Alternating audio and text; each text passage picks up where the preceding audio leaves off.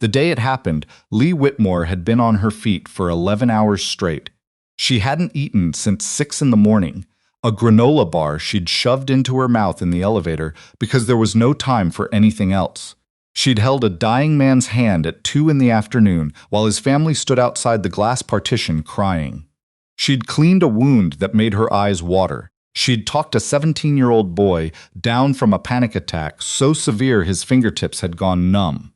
She'd done all of that and more, and she hadn't complained once because that was the job, and she knew what she'd signed up for when she was 22 and wide-eyed and convinced she could save the world one patient at a time. By the time her shift ended at 7, all she wanted was to get to the grocery store before it closed, pick up something that didn't come out of a vending machine, and make it home before her dog started destroying furniture out of boredom. She didn't make it to the vegetable aisle before the trouble started. The Halford's Fresh Market on Clearwater Boulevard was the kind of grocery store that tried to be everything to everyone. Wide aisles, organic sections, a small wine bar near the deli that nobody ever used on weeknights. Lee had been shopping there for 3 years. She knew which self-checkout machines jammed and which cashier gave the most generous paper bag packs. She went in still wearing her scrubs because she hadn't had time to change, her badge clipped to her chest, her hair half escaped from the bun she'd put up before dawn. She grabbed a basket, not a cart. She wasn't planning on being long. She was reaching for a box of pasta near the back of the store when she heard the sound, a sharp, percussive crack of metal, and then a child's cry cutting clean through the piped-in music. Lee's body moved before her brain caught up. 3 years of night shifts and emergency responses had rewired her completely. She dropped the pasta, turned the corner fast, and found a toddler sitting on the floor next to an overturned display rack, reaching for a bruised knee, face screwed up and red and working toward a full scream. The mother was already crouching down, panicked, checking the child's arms and legs with trembling hands. "Hey," Lee said, kneeling immediately on the other side of the little girl. "Hi, sweetheart. What's your name?" The child blinked at her, startled out of the scream she'd been building. "Her name's Sophie," the mother said. She was young, maybe early 20s, clearly shaken. She pulled the thing and it came down. "I couldn't." "She's okay," Lee said, and she meant it. She could already see it, the way Sophie's legs were moving fine, the way the crying had already started to soften into hiccups of surprise rather than real pain. "Sophie, can you wiggle your toes for me? Like this?" She wiggled her own, and the little girl giggled despite herself, and Lee felt the familiar calm settle over her, the one that came every time she was the steadiest person in the room. "There you go, you're all good." She helped Sophie to her feet. The mother exhaled something between a thank you and a sob. "You're welcome," Lee said. "Have someone look at that knee if it starts to swell, but honestly, she's fine. Kids bounce." She stood, brushed off her knee, and turned around to find 3 store employees standing at the end of the aisle, and behind them, watching with his arms crossed and his face arranged in the particular expression of a man who had decided something before he'd gathered any facts, was the store manager. His name tag said Victor Crandall, store manager. He was in his late 40s, with the kind of build that suggested he'd been athletic once and had since replaced it with authority. He looked at Lee the way people sometimes did when they saw scrubs and a messy bun and a woman who hadn't slept enough, like she was something that had wandered in from somewhere else. "Ma'am," he said, "I'm going to need you to come with me." Leigh stared at him. "Excuse me? There's been an incident." He said it like she wasn't aware of that. "I'll need to take your information." "For the incident report." "I understand that," she said, keeping her voice even. "I'm happy to give you my information. But I didn't cause the incident. The display rack was improperly secured. Your staff should probably look at how those end caps are mounted." Something shifted in his expression, a tightening around the jaw that she recognized. He didn't like being told anything by someone who looked the way she looked right now. "Ma'am, I didn't ask for your assessment. I'm a registered nurse," she said. "I examined the child. She's okay. The knee is superficial. You might want to document that before you start talking about liability." Victor Crandall looked at her for a long moment. Then he looked at the young mother, who was holding Sophie against her hip and watching the exchange with wide eyes. Then he looked back at Lee, and something in his posture changed, shifted into something that was less about the incident and more about something else entirely. Something she couldn't name immediately, but recognized in her gut. "I think," he said, loudly enough that the two employees behind him could hear, and the family 3 aisles over who had crept close out of curiosity, "that you should be more concerned with your own behavior than telling me how to run my store." Lei went very still. "My behavior," she repeated. "You approached a child without permission from the parent. You crouched down and touched her without identifying yourself or asking." "I identified myself immediately," Lee said. "I said I was a nurse, and the mother was right there." "That's your version," Crandall said. The word landed like something thrown. In the silence that followed, Lee became suddenly, acutely aware of how she looked. Scrubs that had been pressed at 6 that morning and weren't now, hair falling down one side of her face. Basket with a box of pasta and a bag of frozen peas because she'd been too tired to plan a real meal. She was aware of the small audience that had accumulated at both ends of the aisle, the way people do when they sense conflict. Not moving, not leaving, just watching. She was aware of Sophie's mother taking a small step backward, not in defense of Lee, but just away from the center of it because young mothers in grocery stores don't pick fights with store managers, and Lee couldn't blame her for that. She took a breath. "Sir, I think we should probably both calm down and—" "I'm perfectly calm," Crandall said. "What I'm not is interested in continuing this conversation in the middle of my store with someone who walked in here and decided she had the right to insert herself into a situation that wasn't her business." "A child was hurt. A child bumped her knee," he said, "and you made it worse by creating a scene." It was so neatly done that for a moment Lee simply stood there, reorienting herself in the reality of it. The way the things she had done, the instinct she'd acted on, after 11 hours of doing it professionally, had been quietly reassembled into something she should be ashamed of. The small crowd was still watching. One of the employees looked uncomfortable. Another looked like he was trying not to smirk. "I'd like to finish my shopping," Lee said finally, keeping her voice flat. "And I'd like you to leave my store," Crandall said. The silence that followed was the loudest kind. Lee looked at him. She looked at the employees. She looked at the family at the end of the aisle who had watched the whole thing and said nothing, and at Sophie, who had forgotten the whole incident and was trying to reach a cereal box at toddler height. She set her basket down on the floor very carefully and walked toward the front of the store. She made it as far as the produce section before she stopped. She didn't know why she stopped. She'd left plenty of fights before. She was good at choosing which hills to die on and which ones to walk away from, and she'd learned a long time ago that not every injustice required a response, that sometimes the quiet exit was the only exit that didn't cost you something you needed. But something about the way Victor Crandall had said, your version was sitting in her chest like a splinter, and her legs had simply stopped moving. She stood next to a pyramid of navel oranges and breathed. That was when the door opened. She heard him before she saw him. The jingle of the harness first, and then the even, measured cadence of boots on tile that she would have known anywhere. She turned without thinking about it, the way she always turned when she heard that sound, and there was Nolan. He was still in uniform. He'd told her that morning he might be late getting off base, some equipment transfer that had run over, logistics that always seemed to expand to fill whatever time was available. He was in his desert camo BDUs, his rank visible on his chest, his cap in his hand. Beside him, moving with the unhurried precision of an animal who had been trained to read a room, was Recon. Recon was a Belgian Malinois, 70 pounds of focused, disciplined muscle, with a working dog vest, and the kind of alert stillness that made people step back instinctively even when he wasn't doing anything threatening. He was one of the most decorated K9 units in the region. He had found things in places people swore had nothing to find. He had been deployed twice. He was, in the opinion of most people who encountered him professionally, the most impressive dog they'd ever seen. Right now, he was looking at a display of mangoes with the dignified interest of a dog who takes everything seriously. Nolan swept the store once with his eyes the way he always did.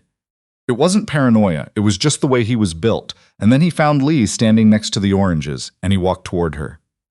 "Hey," he said, "you look like you've had a day." "You could say that," she said. He read her face the way he always did, which was quickly and accurately. "What happened?" She started to answer, started to give him the short version, the summary, The thing you say when you want to convey information without starting something. But before she could get through the first sentence, she heard footsteps behind her, and Victor Crandall's voice carried across the produce section. "Ma'am, I asked you to." He stopped. Lee watched it happen in real time. The moment Crandall's eyes moved from her to the man standing beside her, took in the uniform, the insignia, the bearing, and then traveled down to Recon, who had turned to look at him with the calm, assessing patience of a dog who is deciding whether something requires his attention. Crandall's face did something complicated. His posture changed. It was subtle, but Lee had spent years watching people's bodies for information, and it was not subtle enough. "Sergeant Whitmore," Nolan said. His voice was quiet and completely even, and had the particular quality it got when he was in a situation he was assessing rather than reacting to. "Air Force Special Operations, and this is Recon, military working dog. Is there something we can help you with?" The way he said we was not lost on Lee. Crandall looked between them. "I was just, your wife was, my wife," Nolan said, "is a registered nurse with 8 years of experience, including 3 years in the ICU. She helped a child who was injured in your store. Is that the incident we're discussing?" There was a question of appropriate conduct. She identified herself as a medical professional, Nolan said. The mother was present and consenting. The child was assessed and found to be uninjured, which is probably the best outcome your store could have hoped for, given that a child was knocked to the floor by an unsecured display. He paused. "Is there a reason you asked my wife to leave the store?"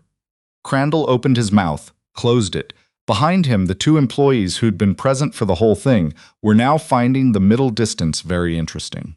"Because if there's a documented reason," Nolan continued, still in that same quiet voice, "I'd recommend putting it in the same incident report that documents the display rack.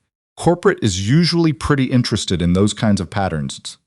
Crandall stopped again. His jaw moved. "There may have been a misunderstanding." "Then I think the right thing to do," Nolan said, "is to say that to my wife." It was the smallest possible thing to ask. It was also, Lee could see, the hardest possible thing for Victor Crandall to do. He stood there for a moment that stretched itself out like taffy, and then he turned to her, and the look on his face was so deeply, painfully reluctant that under other circumstances it might have been funny. "Mrs. Whitmore," he said, "I apologize if the situation was handled poorly." Leigh looked at him for a moment. She thought about the word "your version." She thought about 11 hours on her feet, and Sophie's knee and the young mother who'd stepped backward and said nothing. "Thank you," she said. Just that. She didn't accept it, exactly, but she didn't make anything more of it either, because she was too tired to want anything from Victor Crandall beyond the record being corrected. He walked back into the store. The employees followed him. The small crowd that had been watching dissolved back into the business of grocery shopping, because people don't like to be caught staring after the confrontation is over. Nolan looked at her. "You okay?" "I'm fine," she said. And then, because it was Nolan and she'd never managed to lie to him successfully about anything, "I'm annoyed." "Yeah," he said. "You should be." He bent down and gave Recon 0 a rub, which was version of resetting. Recon accepted it with the dignified tolerance of a dog who permits affection as long as it doesn't interfere with his professional reputation. "Did you eat?" Nolan asked. "Granola bar." 6 a.m. "Lee, I know." "Come on," he said. "Let's actually shop." They went through the store together, the 3 of them. Lee with her basket recovered from where she'd set it down, Nolan adding things she wouldn't have thought to get, Recon walking at heel with the focused composure of a dog who has decided that the mango display no longer requires monitoring. People moved out of their way, not because they felt they had to, but because there was something about the combination, the uniform, the dog, the woman in scrubs, who walked with the particular economy of someone who had been making hard decisions all day, that made people step back and pay attention. In the bread aisle, an older woman stopped them. "Excuse me," she said, looking at Lee. "Were you the nurse?" "From before?" Leigh blinked. Yes, I saw what he said to you." The woman's voice was careful, deliberate, the voice of someone who'd thought about whether to say something and decided they should. "I should have said something at the time. I'm sorry I didn't." Leigh didn't know what to do with that for a moment.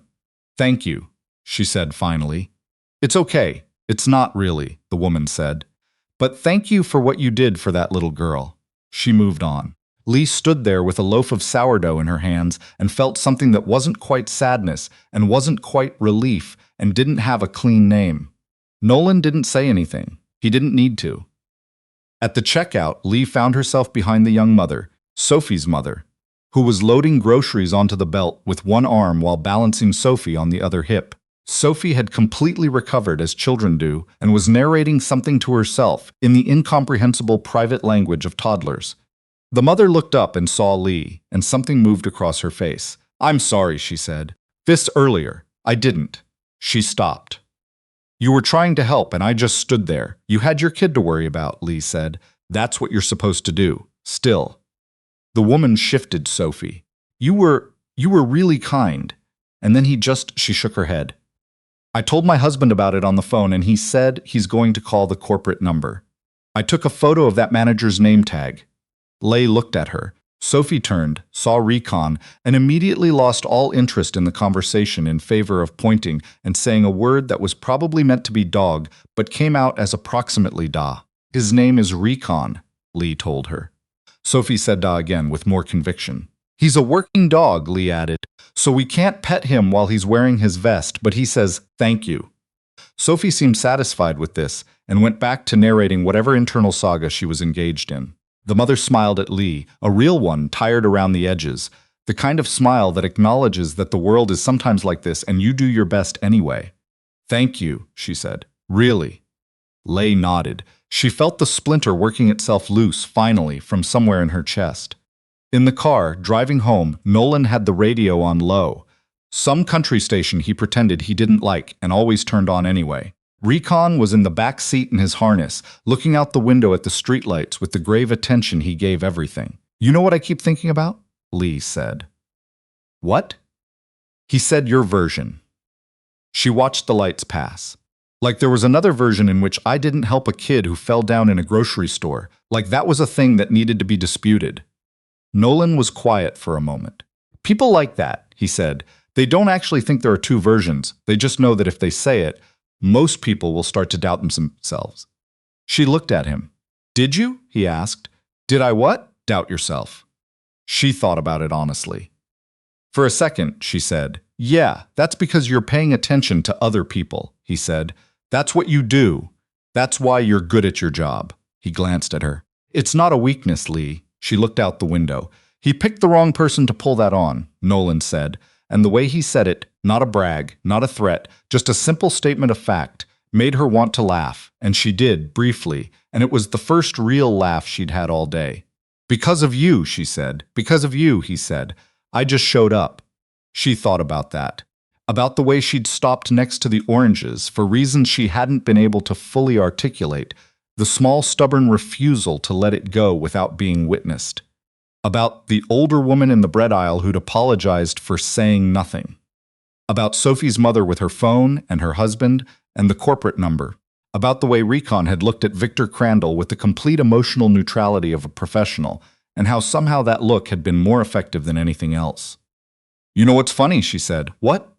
"He never actually asked why I was still in scrubs, why a nurse would be shopping in uniform after a shift. She paused. "He just decided." Nolan nodded. "They always do." The country station played something slow and guitar-heavy. Recon shifted in his harness and settled again. The streetlights made patterns on the ceiling of the car, and Lee watched them and felt the day slowly begin to fall away from her, the way it always did on the drive home.